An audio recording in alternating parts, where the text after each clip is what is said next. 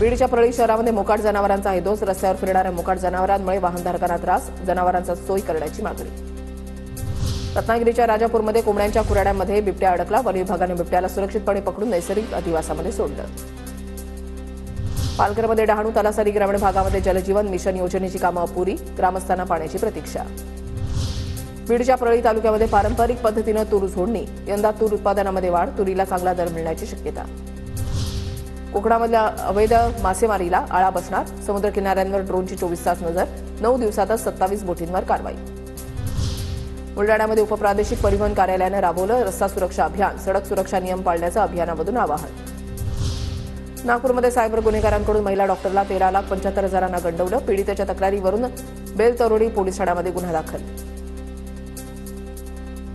जालना शहरामधल्या चंदनझिरा परिसरामध्ये पैशाच्या वादातून ट्रक चालकाची हत्या. आरोपी फरार. पोलिसांच्या पथकाकडून आरोपीचा शोध सुरू.